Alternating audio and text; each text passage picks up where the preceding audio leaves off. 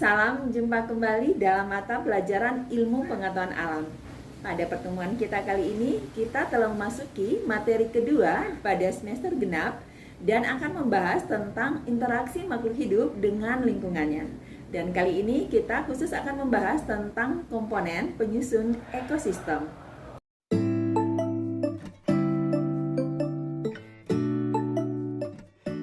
Anak-anakku sekalian, cobalah perhatikan gambar yang ada pada slide ini, di mana ada kupu-kupu yang hinggap pada bunga. Nah, makanan dari kupu-kupu adalah nektar yang terdapat pada bunga. Dan meskipun nektar bunga ini diambil oleh kupu-kupu, namun tanaman bunga tidak mengalami kekurangan makanan yang menyebabkan tanaman ini mati. Mengapa demikian? Ternyata, kupu-kupu dan bunga terjadi interaksi yang saling menguntungkan. Nah, banyak peristiwa lain di alam yang menunjukkan hubungan antar makhluk hidup atau antar makhluk hidup dengan lingkungannya. Untuk itu, pada materi yang kedua di semester genap kali ini, kita akan mempelajari satu topik yang menarik tentang interaksi makhluk hidup dengan lingkungannya. Dan untuk pertemuan yang pertama di materi ini, kita akan membahas tentang komponen ekosistem. Nah, anak-anakku, ekosistem itu sendiri merupakan unit kehidupan yang terdiri atas komponen biotik dan abiotik yang saling berinteraksi. Komponen biotik pada sebuah ekosistem meliputi makhluk hidup yang ada di sekitar, baik tumbuhan, hewan, manusia, dan mikroorganisme. Berdasarkan fungsi di dalam ekosistem, komponen biotik dikelompokkan sebagai produsen, konsumen, detritivor, dan dekomposer. Produsen adalah organisme yang mampu mengubah zat anorganik menjadi zat organik atau disebut organisme autotrof. Nah, proses ini hanya dapat dilakukan oleh makhluk hidup yang berklorofil, yaitu tumbuhan dengan cara fotosintesis. Sedangkan konsumen disebut organisme heterotrof. Nah, anak-anakku, jika organisme ini mendapat zat organik langsung dari produsen, ini disebut herbivora atau konsumen primer seperti sapi dan kambing. Namun, jika organisme tersebut mendapat zat organik dari herbivora, ini disebut karnivora atau konsumen sekunder.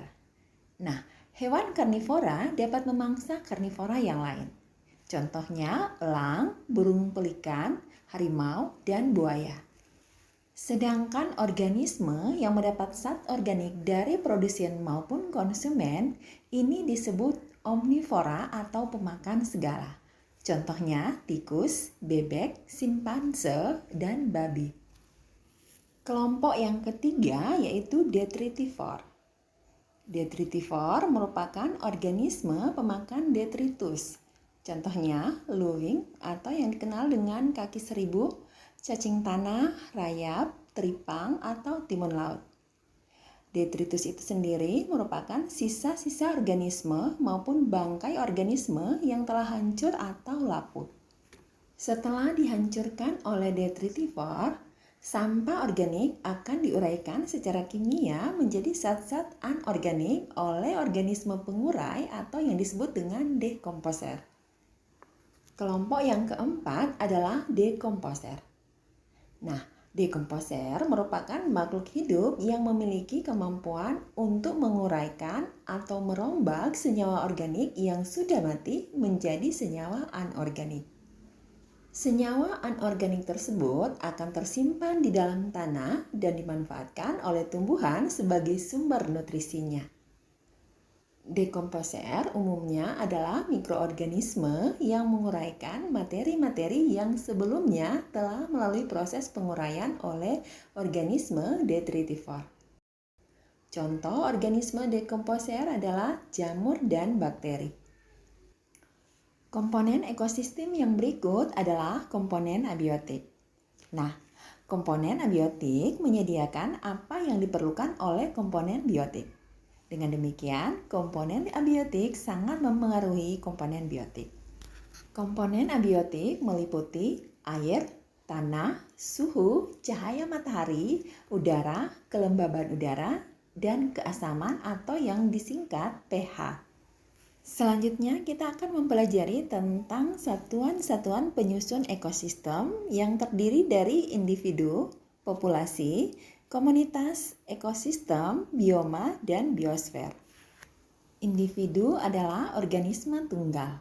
Contoh seperti gambar ini ada seekor sapi yang lagi makan rumput tanpa ditemani oleh sapi yang lain.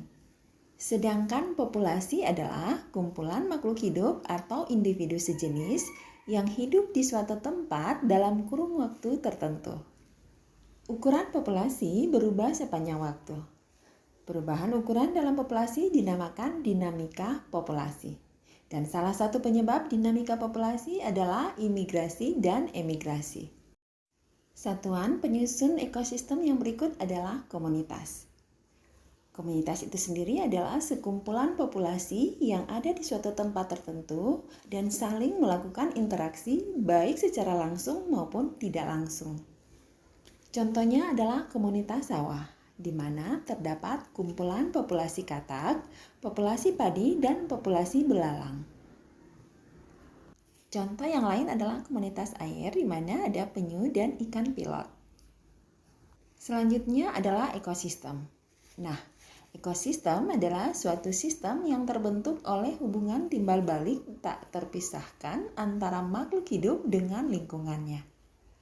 Contohnya ekosistem laut, di mana terdapat berbagai macam ikan, tumbuhan laut, karang, dan lain-lain.